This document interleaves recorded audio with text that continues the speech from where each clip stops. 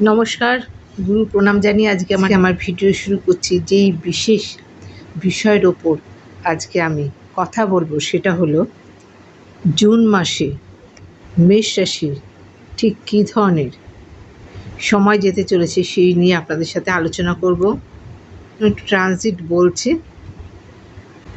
1 June মঙ্গল আপনাদের রাশিপতি এবং অষ্টমপতি প্রবেশ করছে আপনাদের রাশিতেই, এবং শুক্র আপনাদের দ্বিতীয় পতি এবং সপ্তম পতি 12 জুন প্রবেশ করতে চলেছে মিথুন রাশি অর্থাৎ আপনাদের তৃতীয়। 14 জুন বুধ আপনাদের তৃতীয় পতি ষষ্ঠপতি প্রবেশ করতে চলেছে আপনাদের তৃতীয়। 15 জুন রবি আপনাদের পঞ্চম পতি আপনাদের তৃতীয় প্রবেশ করতে চলেছে, এবং 29 জুন বুধ তৃতীয় পতি এবং ষষ্ঠপতি প্রবেশ করতে চলেছে চতুর্থে, মেষের চতুর্থে। 30 জুন শনি আপনাদের একাদশপতি বক্রী বা রেট্রোগেট হচ্ছে একাদশে কুম্ভ রাশিতে। এই হলো প্ল্যানেটের পজিশন। প্রথমেই বলব মেষ রাশির কনফিডেন্স লেভেল বা আত্মবিশ্বাস বৃদ্ধি হবে। মনের মধ্যে সবসময় কর্ম করার একটা প্রবণতা লক্ষ্য করা যাচ্ছে। তীব্র আকাঙ্ক্ষা থাকবে কর্ম করার জন্য এবং সাহস বৃদ্ধি হবে। অনেক কাজ, যেই কাজটা এতদিন হচ্ছিল না সেই কাজটা কিন্তু এই জুন মাসে অনেকটাই স্মুথ বা পরিষ্কার হবে, জায়গাটা অনেকটা ক্লিয়ার হয়ে যাবে এবং মনের মধ্যে একটা আলাদা সাহস কিন্তু সঞ্চার হবে।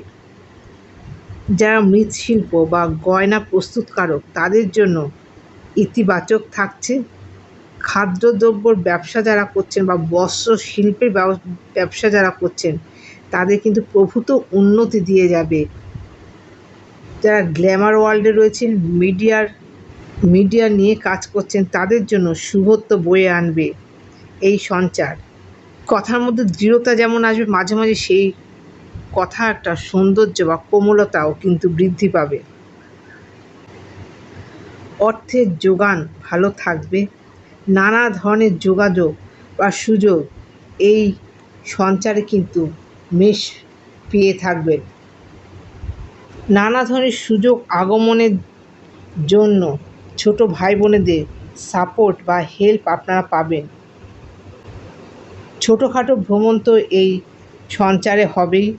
এছাড়া মূল্যবান দ্রব্য কেনাবেচা বা ভূসম্পত্তি ক্রয় বিক্রয়ের জন্য কিন্তু এই সঞ্চার ইতিবাচক থাকছে, পজিটিভ থাকছে। মূল্যবান দ্রব্যাদি বা কোনো ডকুমেন্টস সযত্নে এই সময় রাখার চেষ্টা করবেন। বিদেশে যাওয়ার একটা প্রশস্ত সময় যদিও মেষের জন্য অনেক দিন যাবতই চলছিল, এই সঞ্চারেও কিন্তু তার ব্যতিক্রম হবে না। বৃহস্পতির পঞ্চম দৃষ্টি ষষ্ঠে থাকার জন্য, সেখানে কেতু থাকার জন্য হজম শক্তির গণ্ডগোল হতে পারে আপনাদের, এবং কোনো ধরনের ইনফেকশান, পেটে কোনো ধরনের ইনফেকশান এই সময় আসতে পারে। কোর্ট কাচারি মামলা মোকদ্দমার জন্য এ সময় জয় আপনাদের নিশ্চিত থাকবে। বড় ভাই বোনের সাথে সময় কাটানো বা বড় ভাই বোনের সাপোর্ট, ফুল সাপোর্ট এই সময় আপনারা পাবেন। বিবাহিত জীবনে আগের থেকে তুলনামূলক অনেকটাই ভালো দেখা যাচ্ছে। মেষের অনেকটাই সমস্যা মুক্ত হবে। প্রেমজ সম্পর্কে যারা জড়িত আছেন তাদের জন্য ইতিবাচক থাকছে। বিদেশে বৈদেশিক অর্থ আগমনও এই সঞ্চারে অব্যাহত থাকছে। গতিশীল জীবন এবং রাজনৈতিক পটভূমিকায় যারা আছেন তারা অবশ্যই শুভ একাবে নিজস্ব জন্মছকই এর পরিমাণ নির্ধারণ করবে। গবেষণাধর্মী কাজে ব্যাপ্তি ঘটবে। শ্বশুরবাড়ি থেকে অর্থপ্রাপ্তি যোগ আছে। রাহু দৃষ্টি থাকাতে কোনো রকম বেফাঁস কথা বলার আগে দুবার চিন্তা করবেন। এতে প্রবলেম আসতে পারে। পরিবারের পিতা এবং পিতৃস্থানীয় ব্যক্তির সহযোগিতা আপনারা উপকৃত হবেন।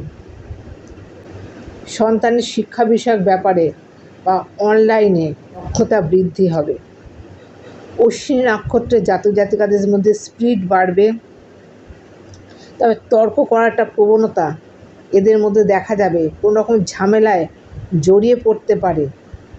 বেফাস কোনো কথা বলার আগে চিন্তা করবেন। কোনো কথা সমালোচনার সময় এমন কিছু কথা হয়তো বলে ফেলতে পারেন, সেই কথা কিন্তু পরে আপনাদের অপোনেন্ট সেটা কিন্তু কাজে লাগাতে পারে বা আপনাদের ক্ষতি হতে পারে। সেই জন্য এই দিকে অ্যালার্ট থাকবেন। যারা পলিটিক্যাল ফিল্ডে রয়েছেন তাদের জন্য অবশ্যই ইঙ্গিত করছে। যারা ডক্টর, যারা সার্জেন্ট, যারা পুলিশ, মিলিটারি, কসাই, তাদের জন্য একটা শুভ দিক নির্দেশ করছে। এই জাতক জাতিকা অশ্বিনী নক্ষত্র জাতক জাতিকাদের জন্য শুভ দিক নির্দেশ করছে। গবেষণাধর্মী কাজেও যথেষ্ট ব্যাপ্তি থাকবে। ভরণী নক্ষত্র মিডিয়া লাইনে সুযোগ বৃদ্ধি হবে। অনলাইনে সঙ্গীতের একটা উন্নতি লক্ষ্য করা যাচ্ছে। কৃত্তিকা নক্ষত্র শত্রু পরাজিত হবে, সুস্থতা হার বৃদ্ধি হবে। মেডিসিন বা কেমিস্ট যারা, তাদের জন্য সফলতা নিয়ে আসবে এই সঞ্চার। আধ্যাত্মিক চেতনার বৃদ্ধি হবে। গোয়েন্দা বিভাগে যারা লিপ্ত রয়েছেন তাদের নানা ধরনের সাফল্য বা ইনফরমেশান তারা কিন্তু পাবেন। সার্জেন্টদের জন্য অতীব শুভ থাকছে এই সঞ্চার। সন্তানদের সফলতা বৃদ্ধি। আশা করছি প্রয়োজনীয় তথ্য আপনাদের জানাতে পারলাম। আজকের মতো এখানে শেষ করছি। নমস্কার।